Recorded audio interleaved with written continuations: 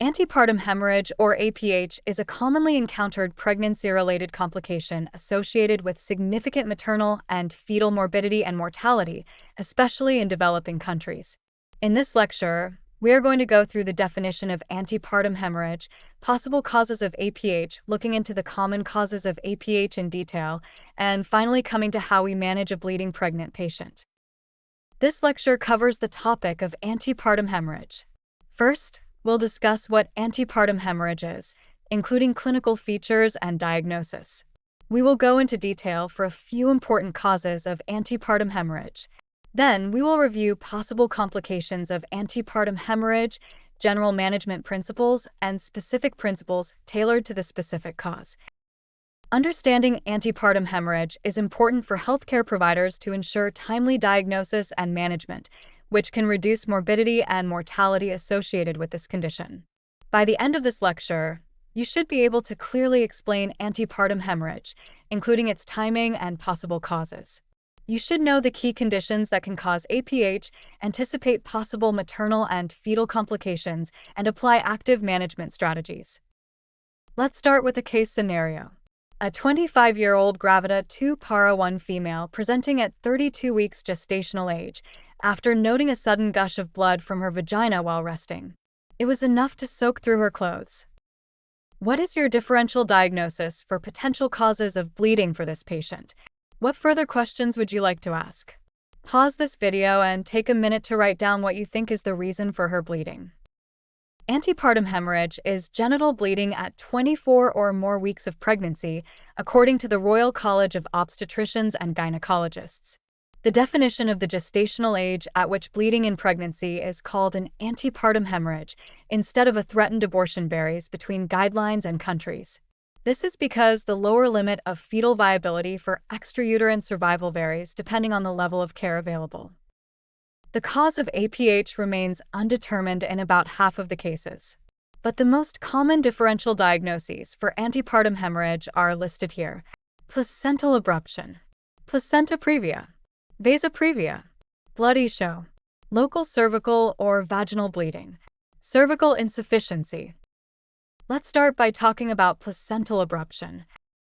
Placental abruption occurs when the placenta separates from the wall of the uterus after 24 weeks of gestation. The condition can cause severe maternal hemorrhage and poses risks to fetal well-being, making it an obstetric emergency. It is estimated to occur in 3 to 10 per 1,000 singleton births. Abruption occurs when there is hemorrhage into the decidua basalis of the placenta. This results in the formation of a hematoma below the placenta, separating the adjacent placenta from the wall of the uterus. If this separation occurs at the edge of the placenta, the blood may then be passed vaginally. However, if the bleeding is under the middle of the placenta, it may be trapped there, forming a large hematoma. This is called a concealed abruption. If there is a large concealed abruption, the woman may be hemodynamically unstable and may develop DIC or disseminated intravascular coagulation, even though very little bleeding is seen vaginally. Placental abruption may be acute or chronic. Patients with chronic abruption experience relatively light, chronic, intermittent bleed. Patients with an acute abruption present with the sudden onset of vaginal bleeding, abdominal pain, and uterine contractions. The clinical features of placental abruption are highly variable depending on the severity of the placental abruption, meaning how much of the surface of the placenta is no longer attached to the wall of the uterus. If the whole placenta has separated from the wall of the uterus, this is called a complete abruption. The fetus cannot survive. Patients with an acute abruption classically present with the sudden onset of vaginal bleeding, abdominal pain, and uterine contractions. Back pain may be a symptom when the lent is on the posterior wall of the uterus. The uterus is often firm, not relaxing between contractions, and may be tender. When an abruption is concealed, which happens in 10 to 20% of cases, patients present because of pain and uterine contractions. They may have very little or no vaginal bleeding. With any abruption, an abnormal fetal heart rate pattern may be present. These are the risk factors for placental abruption, of which a previous history of placental abruption is the most important risk factor. The risk of abruption recurring in a subsequent pregnancy is increased as much as tenfold. The recurrence risk is 25 times higher in a third pregnancy when 2 previous pregnancies were complicated by abruption. The risk of abruption is 3 to 4 times higher among pregnant people with chronic hypertension and 4 to 6 times higher among those with preeclampsia. Things that cause sudden uterine decompression, such as premature rupture of membranes, delivery of the first twin, or trauma like motor vehicle crashes, falls, or domestic abuse during pregnancy, place a patient at higher risk for placental abruption. 1 in 10 patients in the third trimester who use cocaine will have an abruption. Cigarette smoking increases risk fourfold. Let's move on to discuss placenta previa. LEP previa occurs when the placenta is implanted over the internal cervical OS. Most cases identified on ultrasound early in pregnancy resolve before birth. The prevalence at term is estimated to be 4 or 5 per 1,000 pregnancies. Placenta previa recurs in 4 to 8% of subsequent pregnancies. There is also an association between previous cesarean section delivery and the occurrence of placenta previa in subsequent pregnancies. This association is increased with a shorter interval between pregnancies and a higher number of repeat cesarean sections. The bolded risk factors are the major ones that contribute to placenta previa. Placenta previa may be diagnosed during a routine ultrasound in the second trimester. Transvaginal ultrasound is more accurate than transabdominal ultrasound and is safe. If there has been no bleeding that caused a woman to present urgently, a planned follow-up ultrasound is recommended at 28 to 32 weeks gestation to look for persistent placenta previa, since most of these cases will resolve by the time of delivery. If the placenta lies over a previous cesarean section scar, the ultrasound can also be used to look for abnormal placental attachment, such as placenta accreta, which will require specialized care. Sudden, painless, bright red vaginal bleeding in the second half of pregnancy may indicate placenta previa. Bleeding is very common in this condition, with about 90% of patients with placenta previa presenting with bleeding at some time in their pregnancy. Unlike placental abruption, bleeding from placenta previa is usually painless. There are other clinical findings that depend on the amount of bleeding, like hypovolemia and anemia. The uterus is usually soft. Because the placenta is filling the lower part of the uterus, the fetal head cannot engage. The head therefore may be up out of the pelvis, or the fetus may be in an unusual position. We'll move on now to discuss another cause of antepartum hemorrhage, vasa previa. Vasa previa is a rare obstetric condition where fetal blood vessels cross the internal cervical OS, unsupported by placental tissue. This positioning makes them vulnerable to rupture during labor or when membranes rupture. Vasa previa might be diagnosed antenatally based on ultrasound with color Doppler flow confirming the presence of a blood vessel over the cervical OS. Clinically, vasa previa is suspected if sudden vaginal bleeding occurs with rupture of membranes, together with an abnormal fetal heart rate. With vasa previa, when membranes rupture, these abnormal vessels crossing over the cervix tear. They carry fetal blood, and the chance that the fetus will die from blood loss before an emergency cesarean section can be done is high. Fortunately, vasa previa is rare. Placental abruption and placenta previa are the 2 more common causes of antepartum hemorrhage. Although an ultrasound is needed to make a definite diagnosis, clinical assessment is very helpful in distinguishing between these on initial assessment. Abruption is usually associated with pain, either steady or painful contractions, while bleeding from placenta previa is painless. The fetal heart rate will be abnormal if a significant amount of the placenta has abrupt, while the fetal heart rate is usually normal during the initial bleeding from placenta previa. With abruption, the fetus is usually in normal, vertex presentation. A placenta previa fills the pelvis, so the fetal head is high or there is malpresentation. With abruption, a large amount of blood may be trapped behind the placenta so that the woman is in shock or anemic even though only a small amount of blood is seen vaginally. Now that we have discussed in detail some specific causes of antepartum hemorrhage, let's return to the larger topic. Depending on the severity, antepartum hemorrhage can lead to morbidity and mortality for both the mother and fetus. Most of the complications listed occur in almost all causes of antepartum hemorrhage, though some are directly linked to specific causes. A large amount of bleeding can lead to hypovolemic shock in the mother. If there is placental abruption, she is at increased risk of disseminated intravascular coagulation.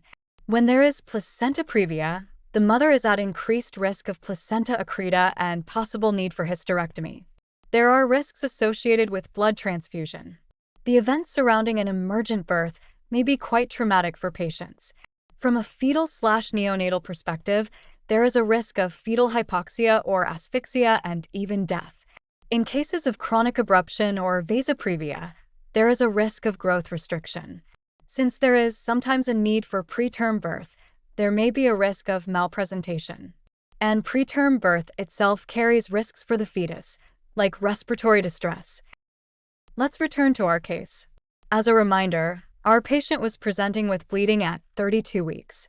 Early recognition and prompt, appropriate management are critical to minimize poor maternal and fetal outcomes that can occur with antepartum hemorrhage. In this case, what else would you like to know from history and physical exam? What part of a physical exam would you not do without further information? What investigations would you do? How do you manage the patient if she is having very heavy bleeding versus minimal bleeding?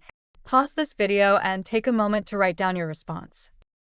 The primary goal of management is focusing on your ABC. In this case, C for circulation is the focus. Closely monitor maternal hemodynamic status, heart rate, blood pressure, respiratory rate, urine output. Perform a speculum exam to rule out other causes of bleeding, like a cervical polyp, for example. Avoid digital vaginal examination unless placenta previa is ruled out. Remember that actual blood loss may be far more than what is observed due to concealed bleeding or clot formation. If available and the patient is stable enough, perform an ultrasound to determine the location of the placenta, looking for placenta previa. With abruption, hematoma may be seen, but the absence of visible hematoma under the placenta does not rule out abruption. Check fetal position. If possible, evaluate fetal size and growth and amniotic fluid volume. Monitor the fetal heart rate to assess for fetal heart rate decelerations or sinusoidal rhythms. Obtain IV access and start intravenous fluids. Have blood available if bleeding is heavy. Depending on the gestational age, you may consider giving antenatal corticosteroids in case there is a preterm birth. These are usually given if the gestational age is less than 34 weeks.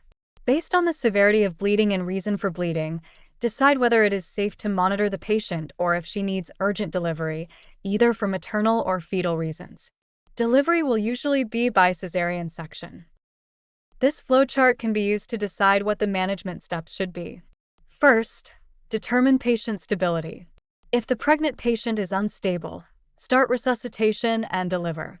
If stable, investigate further and monitor.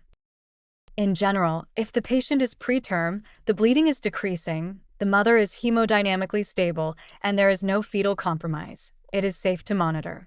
Transfer may be needed to a higher level of care. Even if the infant is preterm, bleeding or hemodynamic compromise may make delivery necessary. If a patient with placenta previa is being managed expectantly, she should be advised to avoid high-impact activities. Patients should absolutely avoid intercourse. The health status of both mother and baby plays a critical role in deciding when and how to deliver. Elective cesarean sections are usually scheduled between 36 to 37 weeks of gestation, balancing the risks of preterm delivery with the need to avoid complications from bleeding. In cases of severe bleeding or abnormal fetal heart rate, an emergency cesarean may be necessary regardless of gestational age. Regarding mode of delivery, cesarean delivery is indicated for placenta previa or a placenta less than 2 centimeters from the cervix due to the high risk of bleeding if vaginal delivery is attempted.